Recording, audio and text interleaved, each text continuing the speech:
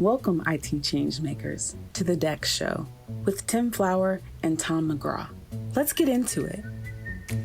Hello, everybody. Welcome back to what is becoming one of the absolute highlight of my months. It's the DEX show Reality Bytes panel episode. And I'm particularly excited about this episode because I think Tim and I, we've stumbled into a bit of a DEX show series over the last few weeks.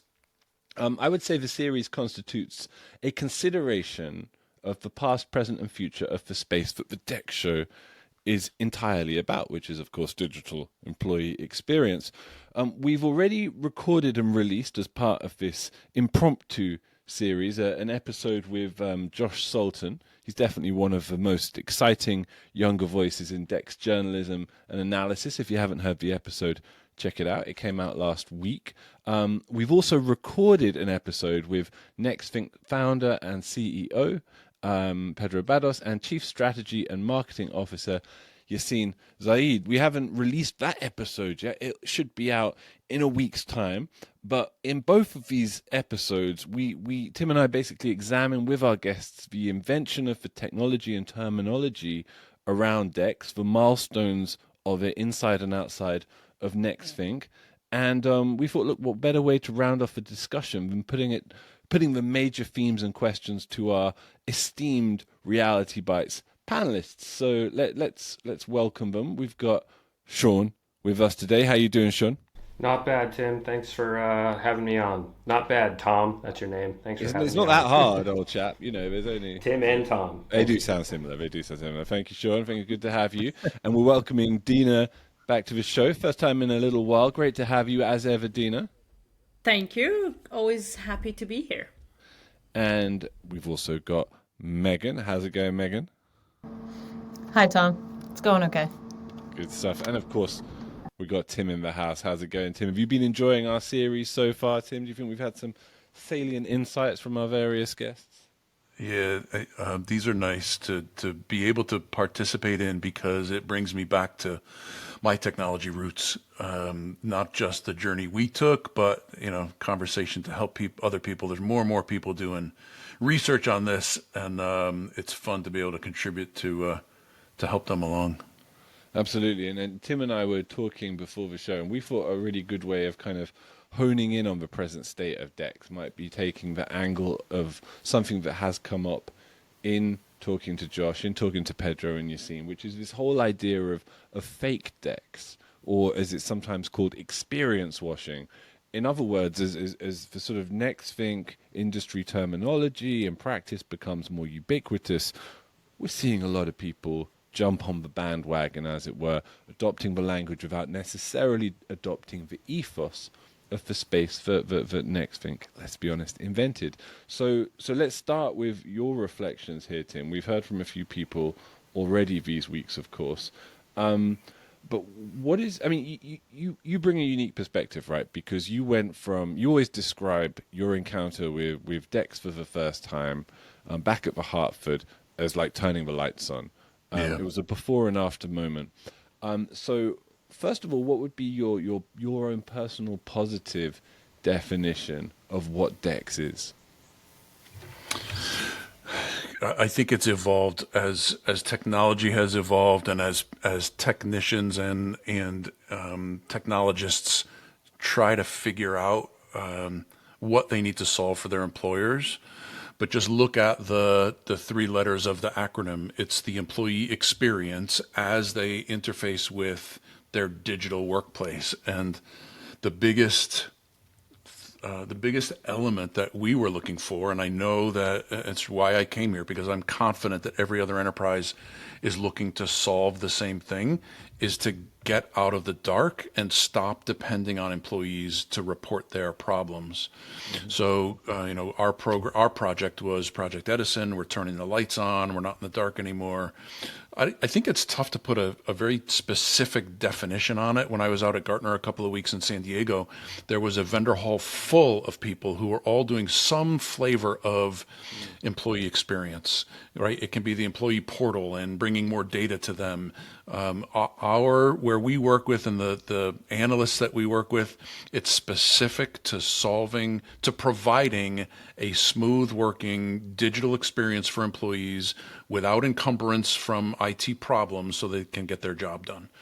You can expand it from there and put in your own requirements from a technology, but ultimately a well-running DEX program should be removing technology hurdles from employees and improving their day-to-day. Well, let's get into a little bit of what DEX isn't then, and start with you on that, Sean, first of all, and then come back to you in a moment, Tim. So, Sean, you're obviously the editor of the DEX Hub. Where do you feel the kind of key ambiguities are technically around what DEX is and isn't? And do you have any specific questions you could put to the technical people in the conversation here today? Sure. I do think one aspect I would hone in on is that what isn't DEX is usually, and this is a lot of technologies that are market now, people that rely on sort of data dumps or log files, like offline data, stuff that is quite old. I think whenever you encounter a vendor whose technology is pretty much based on something like that, you should run away. There's a lot of aspects to pulling in real-time data. How real is it? But as near real as possible would be my definition, or at least one of them, for what is like a true DEX solution. So that's one thing that I would point to. I guess I reference it if you're in one of those discussions. I know Tim has that experience being in those kind of high-level discussions when you're trying to purchase something from a vendor. What other alarm bells would kind of ring for the folks on this call so that you would run away? I'll expand a little bit on it because real time is critically important. We were one of, if not the first ones to be able to truly say within 10 seconds you've got data that's actionable. And I think as I saw out in Gartner, the definition of real time has also morphed over time. A vendor can say, well, we collect it in real time as well. Okay, well, you're collecting it in real time on the device, but your administrative console doesn't have the data for 30 minutes or whatever the time for the delay is to get that data up and actionable. So having your administrators and your alerting system and your actioning system knowing about the problems centrally versus on the device is critical. The second piece that I would add to it is that data needs to be correlated in time with everything else that you're collecting on that device and all the other devices in the enterprise. If you don't have data that's actionable in real time in your grasp and that's correlated with everything else that's happening in the environment, it makes cause and effect troubleshooting and scope determination nearly impossible. You can't do a good A happened, then therefore B happened, if you're not correlated with everything that's happening and you don't know about it in time. Another question for you, Tim, before we pass the baton to Dina, I think. Cast your mind back to when you were at the Hartford, and imagine you're at the Hartford now, and you didn't know what DEX was, but unlike then, there's a degree of hype around it. You are hearing about the technology, you've heard the term, even if you haven't experienced it directly. Where do you see the potential for confusion or the ability to kind of not grasp what it is that's being talked about in the industry as it's spoken about and circulated today? So there's a lot of places now to do research on a defined term like DEX. You can go out and Google it, and it will come back and give you all kinds of not only analysts' feedback and documentation and assessments, but also a whole host of vendors that you can start to look at. So the ability to research and evaluate and put together criteria is much better than it was when we were doing it early on. Although our ability, being a 200-year-old company, we had every tool under the sun, so we already were able to identify the gaps and things we weren't able to do. But what concerns me now about all of that information that's out there is, and I'm seeing this trend from some other vendors, is inserting some false terminology, the concept of creating a category. In this case, it's it's trying to put in some fear, manufactured fear, around our combined technologies in this space. And what I've seen is they label it as employee productivity surveillance technology. And if you Google DEX, you get a ton back. If you Google EPST, you get all kinds of things that have nothing to do with what they're trying to pitch. Electronic problem solving treatment, electronic performance support tool, European pilot selection and training. EPST as a category is manufactured as the only I can imagine is to either create some click traffic or to insert some manufactured fear into a buying cycle to try and shift the tide. But that's what concerns me is, you work with trusted sources of content, of analysis. Absolutely, Nextthink has an opinion and a technology here that we feel beats everybody else, but do your research from reputable places and don't just go down a rabbit hole. Amazing. Dina, question for you about data. I always assume that one of the sort of misapprehensions people could have about DEX is that it's just another richer source of an already very, very, very rich stew of data that IT teams are already being bombarded with. And I could imagine that being something of a deterrent almost potentially. How should we differentiate between DEX technology such as Nextthink and just the mere passive production of data in general? So I'll start off with knowledge is power, right?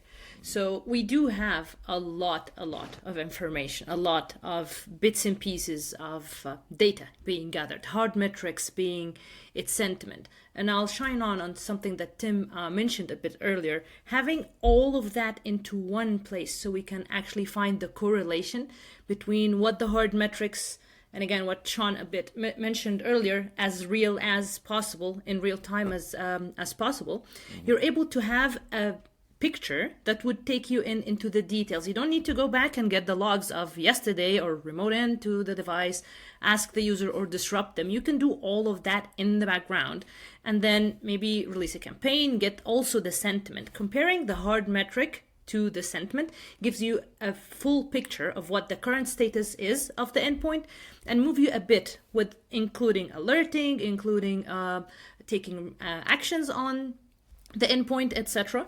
You're minimizing the disruption to the user, you're increasing the productivity actually by facts and figures, and you're able to multiply or redeploy the solution that you're having across the organization.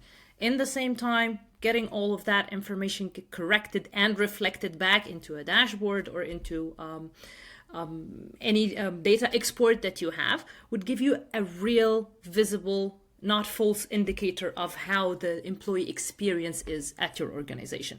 And this is the strength of Nextthink. So coming from the customer background 6 years ago, when I was doing that myself on Nextthink, and even 6 years ago, it was super advanced.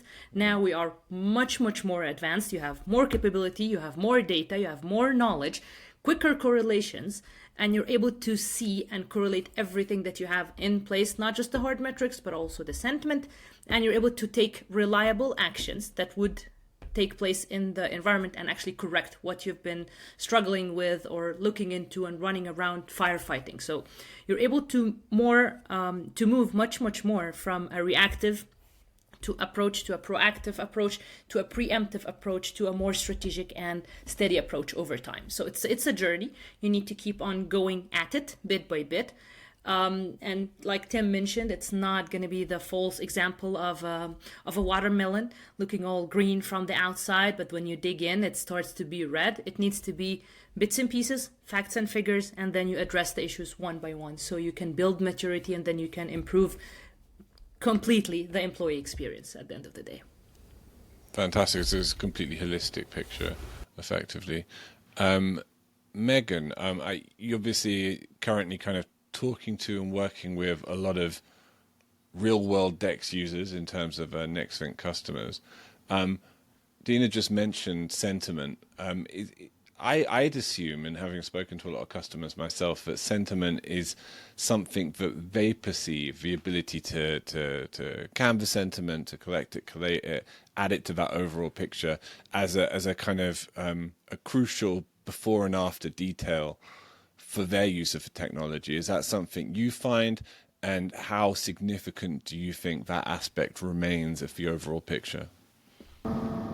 That's a good question, Tom. I think from speaking to customers recently that sentiment remains, and the ability to gather sentiment, to have that touch point, non-intrusive with their employees is huge for EUC teams and for people managing the digital workplace. Because it's one thing for the metrics to say to you, like, yeah, everything's running okay, as what Tim and Sean have said already, like devices are running okay, things are looking good. But what if you reach out to the employees and they say, actually, I've been having this or that problem, or that application you took away from me, I actually was using. So I think on that hand, it remains crucial to managing digital employee experience. But I think there's another element there of being able to share information about digital employee experience, which is also kind of a key component. So it's not only just understanding how employees feel about the changes that you're making or about the processes you're putting in place, but also being able to share information with them really quickly and easily in a way so that they understand the changes that you're making. And so that employees kind of, they get a clearer picture of why certain things are happening. I think that's another part that the customers that I've spoken to feel really strongly about as an important element of their DEX projects. And when you talk to customers, Megan, do you encounter much in the way of surprise once they've kind of installed and are deploying the technology themselves? Like, how struck do they seem by the difference it makes to their day-to-day jobs? I think that's probably one of the core things we hear, right? It's similar to what Tim was saying about turning the lights on. Like, we've had customers say, oh my God, we can't unsee what we've just seen. Like, being able to get that kind of end-to-end visibility into everything and to be able to set benchmarks to really understand where you are before you begin a project. It's one thing to say, yeah, we want to turn the lights on, but turn the lights on to what?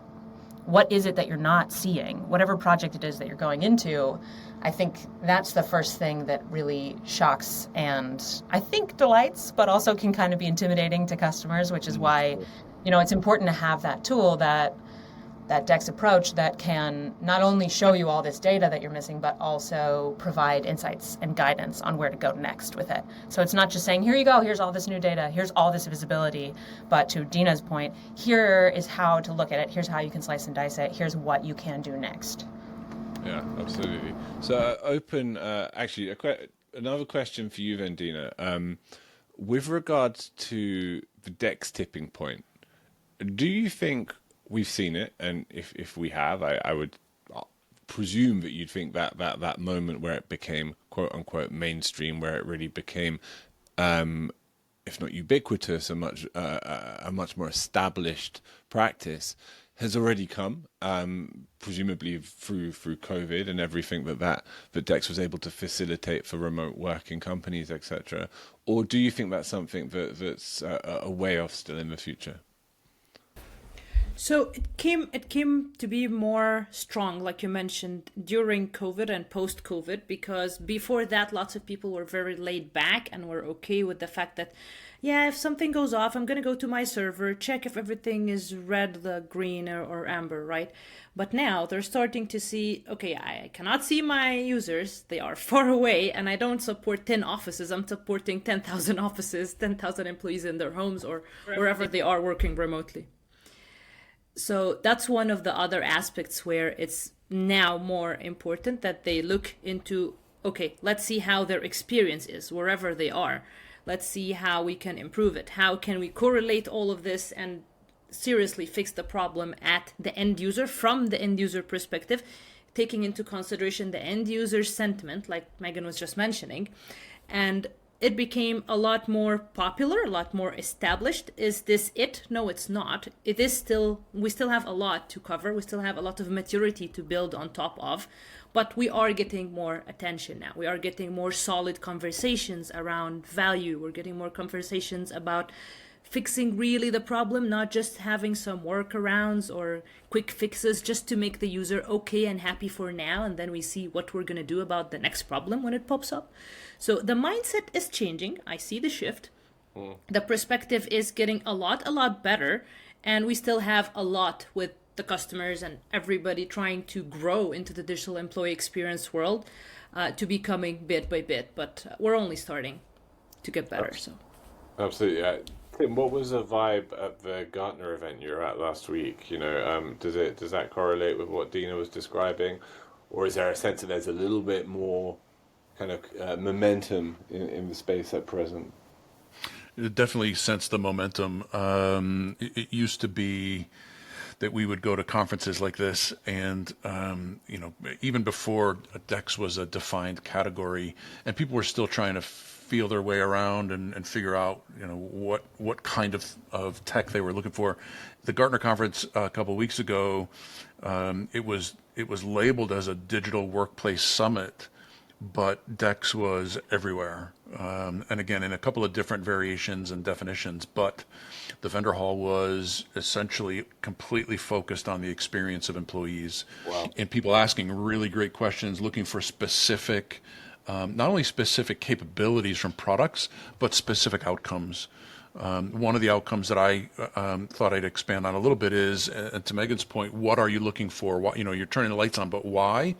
One of the things that we defined as our why was to answer the I don't know what I don't know kind of question. I know we're in the dark. I know there's a table in the middle of the room because I just fell over it. I know there's a table with a lamp on it because I just pushed the lamp onto the ground. But there are other things here that I don't know about. And turning the lights on was really enlightening, no pun intended, because we found so many things that we didn't know about. And I think that's where a lot of enterprises are right now, is they're tired of living with that I don't know what I don't know and getting surprised by it. That employee experience is finally the tech and the process to help solve that problem. That's well put. Sean, before we sign out, mate, I'm always conscious as the DEX Hub editor that you might have remaining questions for the other panelists, so you might want to voice as well. You got anything left up the group? Not really, but I think Tim cleared up a big question mark I had previously when I was searching for European pilot screening training. Now I know that acronym does not fit in well with DEX and to run away. It is not the same thing as DEX. Careful with the lexicon and people are using the right terminology. Lesson learned. Well, thank goodness that we were able to clear this one up, gentlemen. Well, look, thank you, everybody. That was a great discussion and a great installment in the series. As I mentioned at the top of the conversation, do check out the episode that Tim and I recorded with Josh Sultan. Came out last week, a week ago today, and hopefully in a week's time, you will hear our very special episode with Pedro and Yassine. Just remains for me to thank everybody for coming on the show as ever. It was great to talk to you all.